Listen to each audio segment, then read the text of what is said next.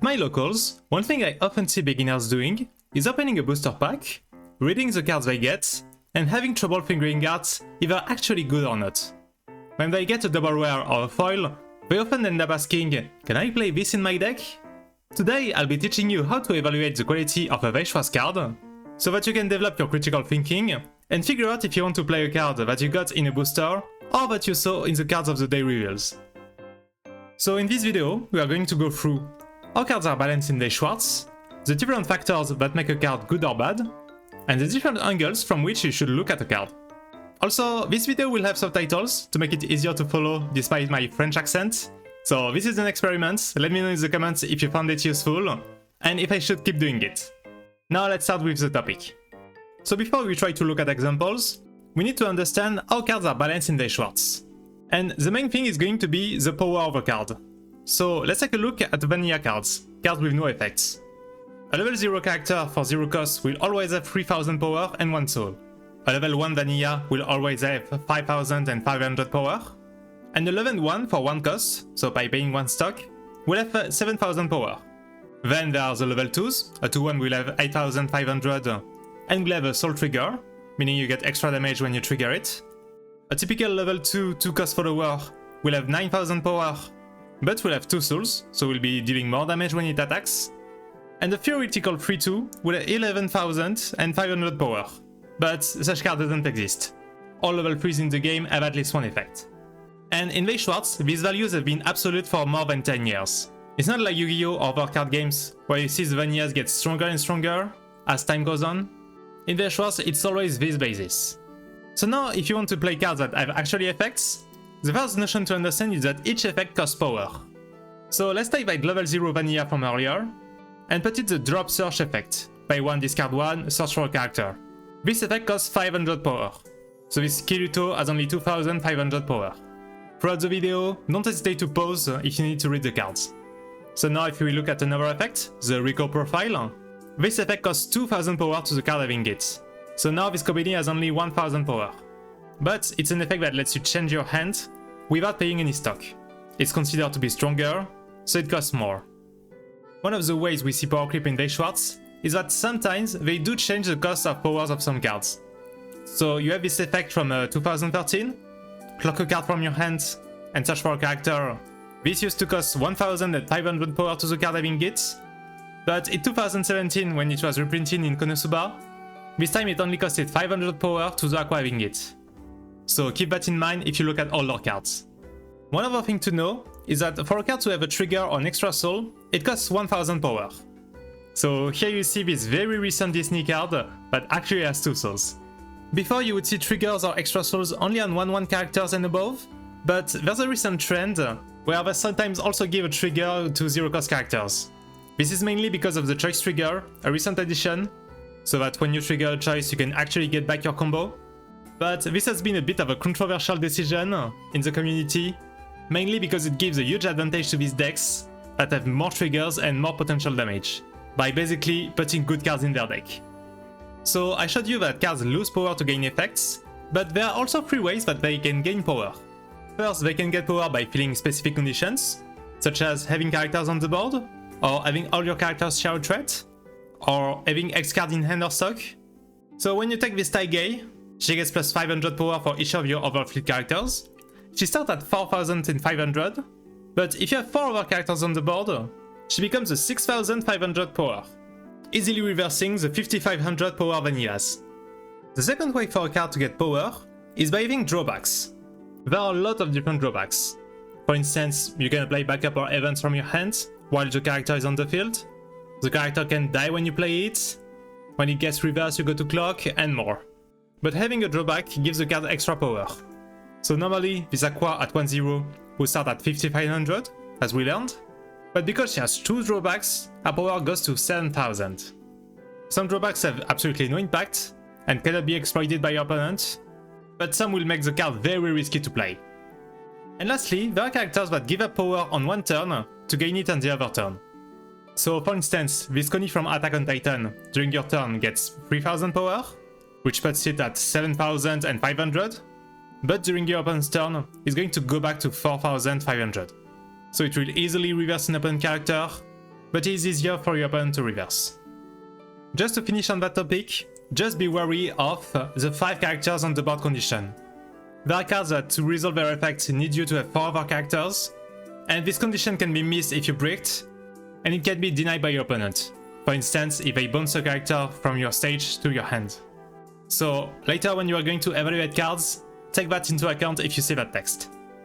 Lastly, on the topic of balancing, we need to talk about role compression. So the modern Weiss card usually have more than one effect. That often means that they get less power, but you get to do more things than cards that have only one effect. So to illustrate that, let's take the drop search that we saw earlier, and now let's see the version from Kill La Kill. If your stock a Storehouse card, she gets extra power, so she goes to 3500. Because of this boost, she now has 2 roles. She can search for your key characters, but she can also be played on level 0 and try to survive. Another example would be the Eye from Kaguya. On top of being a drop search, when you play a climax, you can return it to your hand and boost one of your character. So if she was to fight the Kirito version, she would be reversed, but it's okay, because the second effect is more valuable for her. Because she returns to your hand, it means that you're going to be able to replay her later in the game and try to search for another character if you need to. And also, she won't be taking a board space past level 0s, when her 2000 power won't be enough anymore. So even if she has less power, she's also an upgrade from the Kirito. So now that you understand the basis of balance in Weiss Schwarz, let's jump into the different factors to judge cards. So I just want to say quickly, this is not an easy thing to do. Most of the time, the best way is to put it in the deck, play it, and see if it actually helps you win the game. But my goal here is to give you as many keys as possible, so that you understand what makes a card good or bad. So that you know what to look at, put words onto it, and then make a conclusion. So there's going to be various factors. I listed 6 of them, so let's just go through them one by one. The first one is the quality of the effect. So as I said before, you want your cards to help you actually win the game. So the card needs to contribute with one of these. Either your win condition, your mid-game advantage, your deck control, or your hand control. I went in detail of all of these factors in my video What Makes a Good Weiss Schwarz Deck, giving out multiple examples for all of these concepts. So I really encourage you to go check it if you haven't yet, and you are not familiar with all of these concepts. That said, if you open boosters, you will notice that there's a lot of common and uncommon characters that only have effects related to their power. So this kind of effects, they fit into the board contest category, but please prioritize putting cards in your deck for hand control or deck control. So milling your deck, selecting what's in your hand, because this is what will help you get your best cards and have stable games. Here's the example I put from Kontai Collection. Is a card where you clock 1 to look at your opponent's hand and gain extra power. You would rather have a card that gets power without paying any cost like that. Now the second factor is going to be the timing of the effect. When does it trigger? Weiss Schwarz has a lot of phases and steps within phases in a turn, and there are a lot of possible timing. And here is a raw list. Don't worry, we are not going to go through all of them one by one. I know that this is way too much and it's just going to leave you confused, so we are just going to focus on the most common timings. So the common play effect is when you play the card from your hand. Very simple, you do that during your main phase, or sometimes when you play the character through another character's effect. And the advantage is that if you're searching for a card for instance, you can just play it instantly during the same phase. Act effects like brainstorms are also only during the main phase, so they're basically the same. You're going to play a lot of these during a game. Then, after you end your main phase, you're going to go into the climax phase, where you can play a climax, maybe get some effects when you do that. And then it's the battle phase, where you can trigger on-attack effects. So a majority of the combo climax in the game actually have their effect on attack. It's a bit more rare for characters outside of combo climaxes. And because the character needs to attack, it will ask you to put it in the front row. So it's not going to be ideal if the character doesn't have a lot of power. So if we take this Yuki, our effect is to check 5 on your deck and take one of the characters, put it in your hand.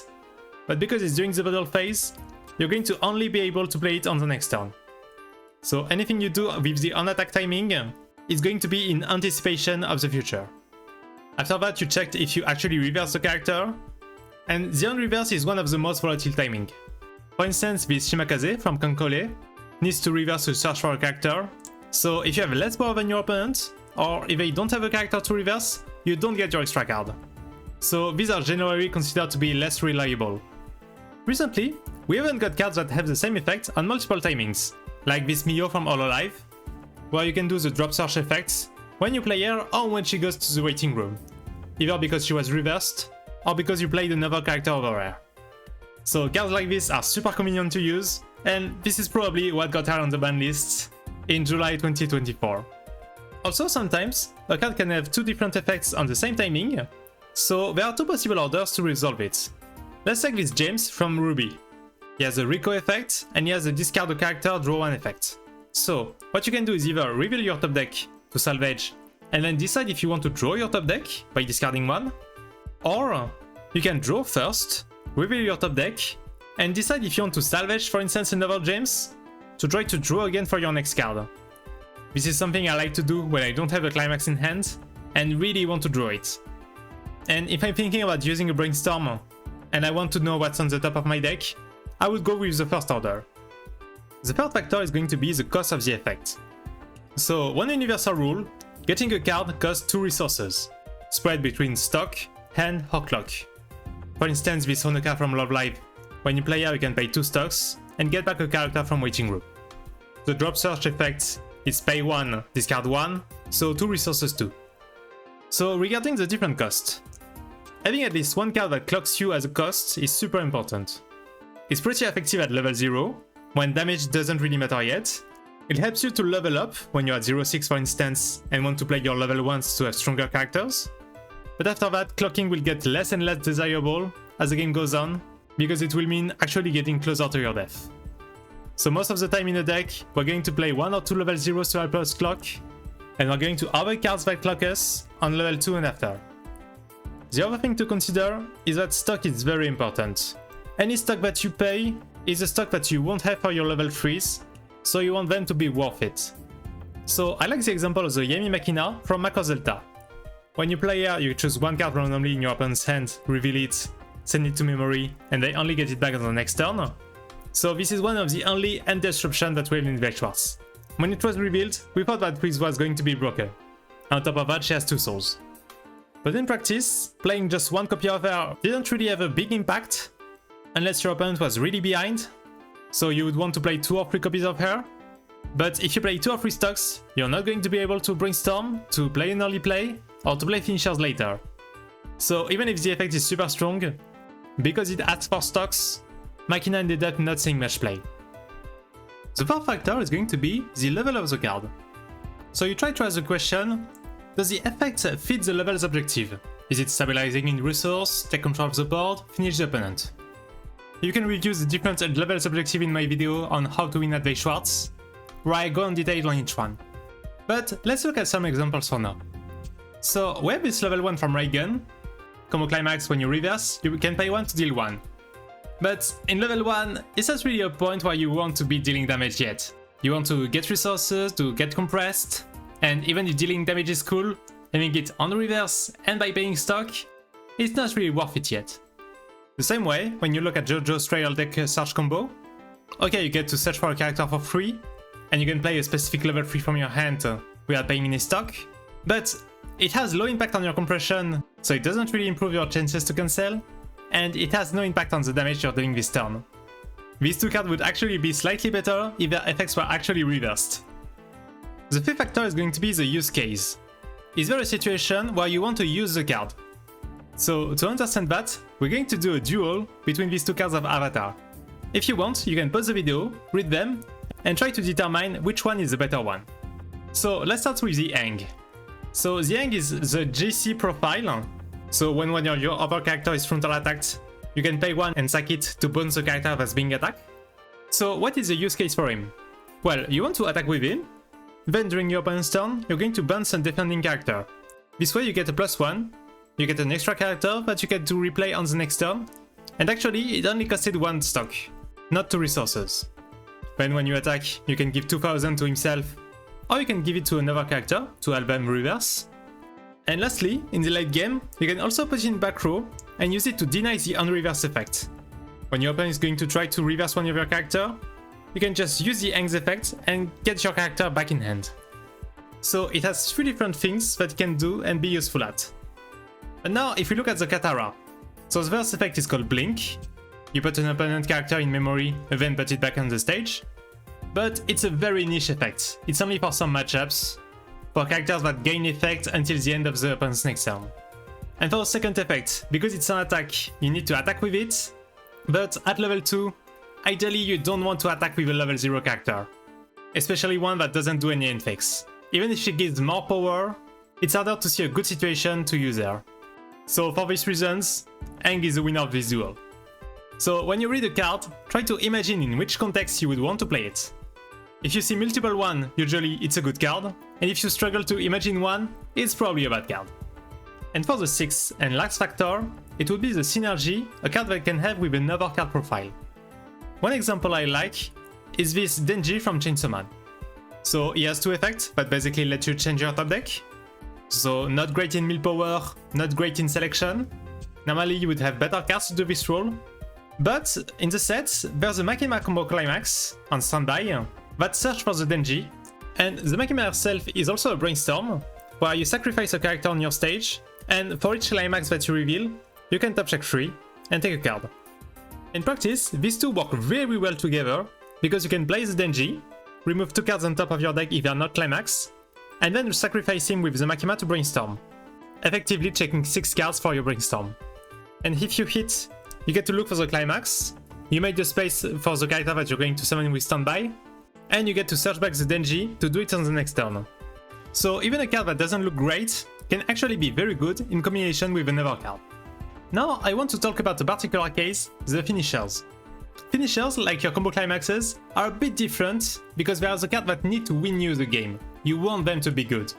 So finishers are going to be judged by all the factors above, but also by their total cost, to play the character and to pay for the combo, their range, how much damage they can output, their conditions, if they need a specific card in memory, or if they need a specific character on the board that's going to make it harder to play the combo, and their secondary effect, whether it's an effect to heal, or to get your climax, or to get stuck, etc. So once again, I would like to do a duel between 2 cards from Bank Dream, the Lisa finisher and the Kasumi finisher. So let's look at Lisa first. On attack, you pay 2, you discard 1, and you reveal the top 6 cards of your deck, and you deal X damage, X being the total number of triggers you revealed with this effect. So it can be any value between 0 and 6, or even more if you run 2 soul climaxes. To not make it completely random, you need some setup. So first you need 4 other characters with a Rosalia trait. Then ideally, you would like to empty your deck and reshuffle triggers, to make sure that you don't pay just to deal 0. So you need extra cards to make it work. Second problem is that you're likely to overkill. If you're playing the 3-5, there's no telling if you're going to do 1 damage, or 4 damage, or 5 damage, so it's likely that you're giving your opponent extra chances to cancel. And lastly, she does get plus 4000 power, but honestly, at this point of the game, it's more about surviving than having your character survive. Outside of some matchups, it's not going to be relevant. Now, if we look at the Kasumi, she's going to be a consistent burn 2.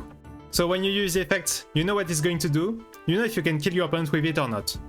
Because of her secondary effects, when you play her you draw 2, discard 2, and restock 1.